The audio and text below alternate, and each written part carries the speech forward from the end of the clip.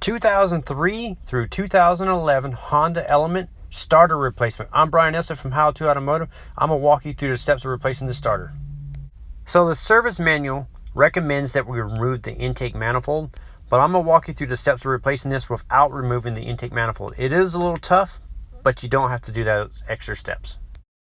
So we're going to get started by disconnecting the negative battery cable and then tucking the cable off to the side. So if you're doing this at a shop, go ahead and rack it up on your rack. If you're doing this at home, you want to get the front of the vehicle up as high as you can. You want to jack it over here on the sides where I have the rack racked up, and use floor jacks and jack stands. So now we're going to remove this under shield here, and you're going to need a pair of these clip pliers here. These are special pliers designed to remove these type of clips. I'll link these up in the description of the video. That way, if you don't have them, you can pick those up. So what you're going to do is you're just going to pull the clips out. You're just going to follow around the perimeter of the shield here and just work your way around. There's also going to be a couple 10mm bolts on the front by the bumper here, and you're going to remove those and set the shield aside. Okay, looking up at the starter here, you can see it to the right of the AC compressor here, and just under the thermostat housing is the knock sensor. We need to unplug that sensor right there. So what we're going to do is reach our hand up there and unplug it, and then we're going to put a wrench on it and take the sensor out. Okay, you can reach around the subframe like this to get to the connector, or you can reach from underneath like this and then reach, kind of arc your hand inside there, and then you can get to the connector and pull off the connector. Now with an 1 1/16 open end wrench, you're going to feed it up in here like so, and put it on the knock sensor and rotate it counterclockwise and loosen it up and spin the knock sensor out. Usually once you crack it free a few threads, then you can reach your hand back up top and then spin the sensor out. So once you get the knock sensor off, you just set it aside for right now. And once you get that done, the next step is this wire loom here is mounted to the end of the starter here on this little bracket right here. So we need to pop that little wire loom off the bracket.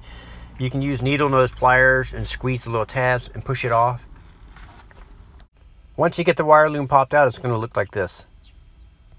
Now we're going to get to the top bolt on the starter, and you're going to need a 1/2 inch extension and a deep 14mm socket. And then you're going to reach up on top of the starter here and then install the socket and extension. You have to reach and feel for it. So this bolt is traditionally not very tight, so I'm using a short 3/8 drive flex head ratchet to break that bolt free. Once you get it crack free, you can just rotate it, loosen it up like this. And then once you get it going a few threads, you can reach around back and spin the bolt out. You can get a regular ratchet in there if you need to though. So once you get that bolt out, it's going to look like this. So now I'm using a 17mm socket, a wobbly socket, and about a 10-inch extension and just a regular ratchet. And I'm going to crack the 17mm bolt free on the bottom of the starter. Then I'll switch over to a power tool such as my Milwaukee M18 Fuel here to make quick work of removing the bolt. If you haven't seen these, I recommend you check these out.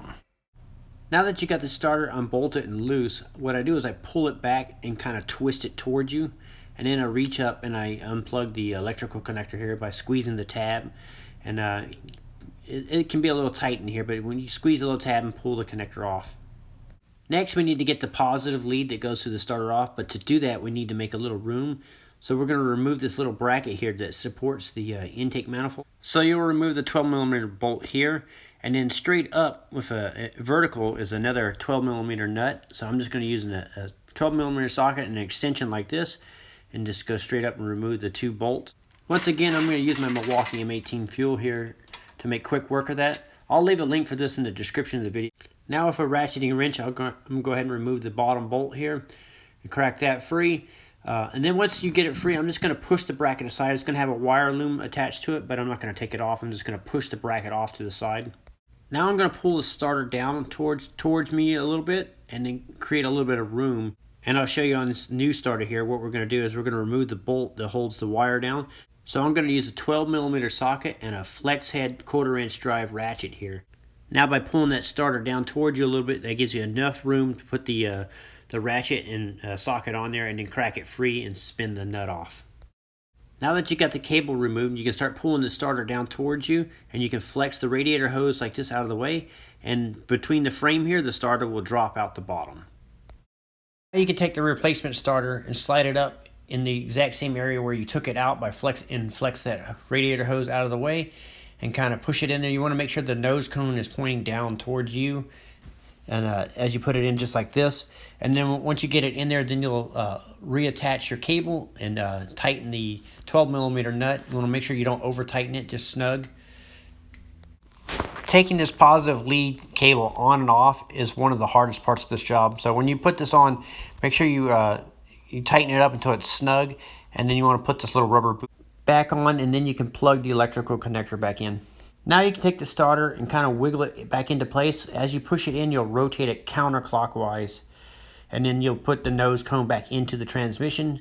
And once you get it lined up into the transmission, you'll start the bottom bolt first, the 17mm here.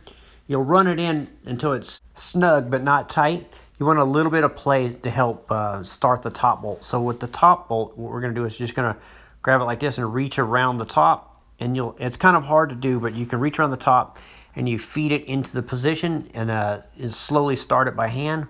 Once you got it started by hand, then you can go ahead and tighten the bolt up with your ratchet like this.